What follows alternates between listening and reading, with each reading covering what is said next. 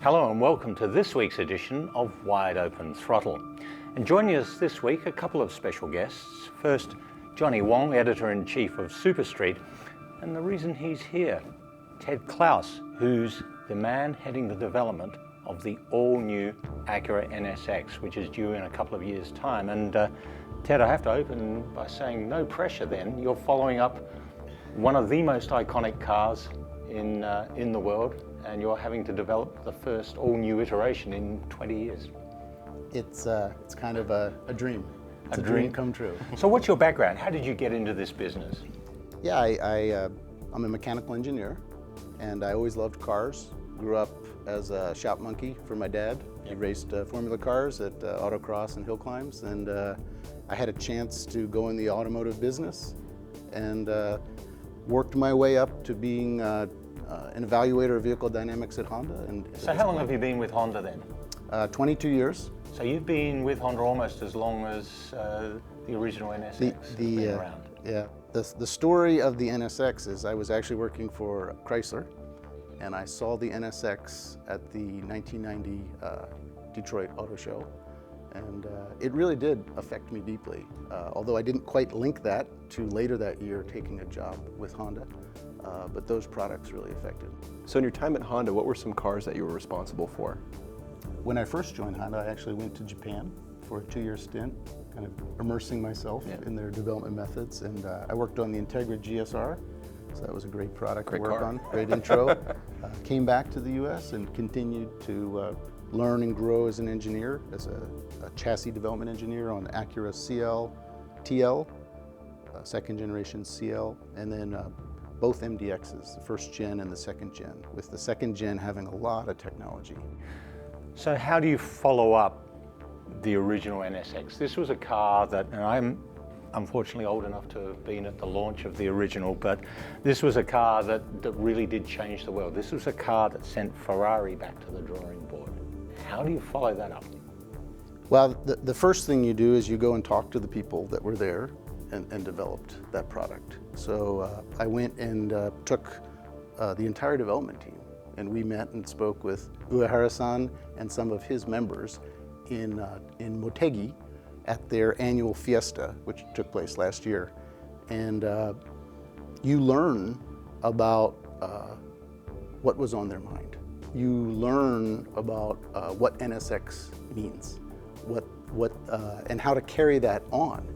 And so to get to the essence of what the NSX was and should always be was really critical for me. How would you describe that essence?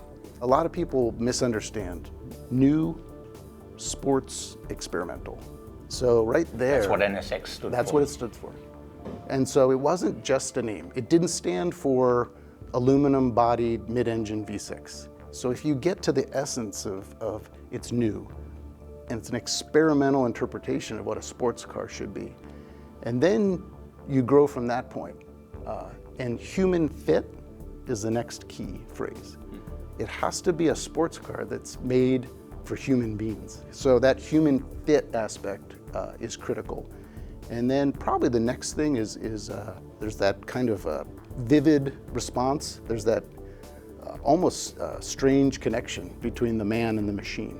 So that's key. And the original NSX was an analog car, pretty much. You know, now we're talking about electronics, we're talking about hybrid powertrains, everything in Johnny's world, you know, throttle response, steering response, all that sort of thing. It's going to be very, how do you get that sense of, you know, this car had a real delicacy and a lightness to it. We feel with our experience with SH-AWD drive in Ohio and in Honda, we can really challenge to have it be direct and linear. Even though it's not analog or purely analog, it's a hybrid, right? Part analog, part digital. It's that essence that you have to be mindful of, and you have to challenge yourself to meet that essence.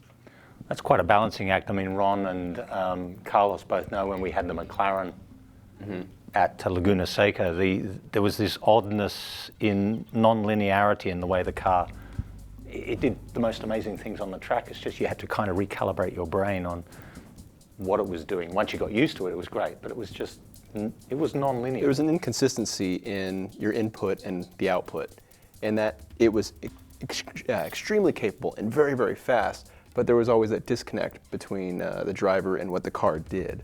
And so I wonder how, like, can you give us an example of how you would try to get that linearity out of those systems? So if you combine the unique characteristics of, say, an electric motor with an internal combustion engine, there's really an opportunity to match the unique characteristics of the two and create that type of linear response that you're looking for. Down low through the transitional stage, kind of handing off, if you will, to the unique characteristics of the internal combustion engine. Johnny, what would you be looking for in a new NSX? Well, we want to know how modifiable it's going to be because our guys want to toy around with it. Yeah. What's the possibility of that? Well, certainly from a basic chassis layout, similar to the first generation NSX, there'll be the opportunity to, through the kinematics and compliance, through the bushing tuning, certainly they can modify those. And whatever balance we describe as the right balance for our initial road car, you can come up with a more direct, some could call it a more firm balance. Certainly the aerodynamics as well, there'd be plenty of opportunity to modify. With the original NSX, one of the coolest things for me was knowing that Honda brought in Ayrton Senna. He did some of the test driving. You can go online and you can watch the video of him with his penny loafers on and he's heel towing. And any plans to bring in a IndyCar driver or kind of a famous pro driver to help out? The great thing about the Senna is that it wasn't a PR stunt. He was actually there. Yeah. He had been running a car and was there. And so that's our intention as well, to really listen to that type of feedback. Maybe not an F1 driver, but maybe someone who's driving a sports car, a GT class car.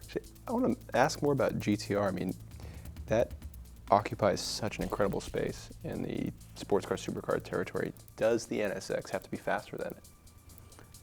I think the NSX is just a different animal than the GTR. I mean, GTR has long bloodlines in Japan, going way back. But the NSX is a completely different animal. Low center of gravity, right? All the polar moment of inertia within the wheelbase, nothing hanging out in front of the front axle. It's a focused sports car. It's a weapon in your hand. So does it have to be faster? Well, that depends on who you are. If you're someone that wants to go faster in a straight line, then I guess it has to be faster. I'm curious about benchmarking for the new NSX. You're re-entering the highly competitive segment with cars such as 911, Corvette, McLaren, Ferrari, GTR. R8. R8. Have you targeted certain cars? We've, I call it tasting and testing the best. And yes, our benchmark budget went up significantly this year. And luckily we have that clear mandate to be aware of those vehicles. Of course, as we see, there's a whole another layer of pinnacle products coming out even above them. But really the white space for us is to reinterpret the NSX in today's terms. Well, you said you've had a tasting and testing, and I've got to ask you, so what's impressed you? Yeah, there's different things that stick with you. You lay your head down on the pillow and you say, I drove a Ferrari today, and I can still feel that car. Specifically, the engine and the sound, and the it's just something that comes into your body and it doesn't quickly leave your body. So I'd say that type of visceral response from the Ferrari's engine sound for sure. There's been some cars that have completely surprised me as I'm driving them around, and my body is just flying around, especially my lower body. And I'm saying to myself, did I, run into something last night? My knee kind of hurts. So, and you realize like a day later, I'll get back in the car. It's like, oh, it's that. My knee was hitting that on the car. So that's a minor thing, but you have to be mindful of where the human body is in the car, and why would you put a big hunkin' expensive piece of carbon fiber that looks good, but its function is to bruise Ted's knee, And stays with you. I think there's other things. The V10 engine in an R8 has a certain kind of effortless thrust, but probably the And of course the GTR is just a speed machine. It's a sledgehammer. And although I'm pretty sure I can feel that car extracting some of the oil reserves out of the earth as I rocket down the straightaway. It's a brave new world. What's utterly fascinating for me is that an awful lot of the development and engineering in this car is being done right here in America. How has this happened? I mean, the NSX used to be the jewel in the crown, if you like, of Honda. I remember going to the factory and seeing that the body's all made in aluminum and at the test track there back in 1990. For this to be happening now in Marysville, Ohio, yeah, it's quite amazing. It's pretty heady, but I think it's the perfect time, and I think it's a validation of 30 years of activity. But how much really is being done in America? How much development is really being done in America? Well, it's rather simple. All of the frame and chassis and integration is being done in the U.S. The powertrain is a complete system, engine, transmission, and the 3 motors that is being developed in Japan.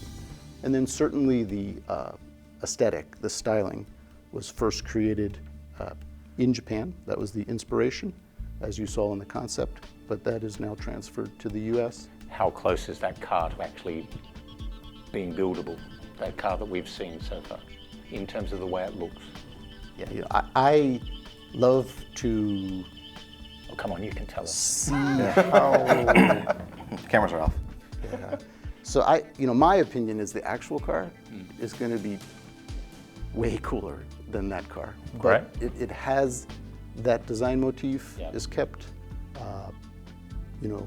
That car is clearly along the way Yeah. towards the evolution of the final car. But when you see that show car, it makes a promise. It writes a check that we've got to cash, and so there's not going to be a big gap between that car and the production car. Just before we end, I just want to finish on one thing. Can you promise that Honda and Acura are not going to disappoint us again? Because that original NSX was such a wonderful car, and then you did nothing with it as a company pretty much for decades. Oh. And now we've got a new car. Promise us you're not going to abandon the super sports car segment again. I think what we can say is we promise to constantly interpret those timeless sports car values and try to keep them up to date. So I hope the cadence would be sooner than every 20 years, right? So I think it's up to us to deliver this product, make it the success that the original was for the same reasons, and then go from there and try to keep that cadence going. Well, I'd certainly like to see another NSX before I retire out of this business and give these young blokes something to reminisce about when they're my age. That's all we've got time for from Wide Open Throttle for this week. Till next week, take care.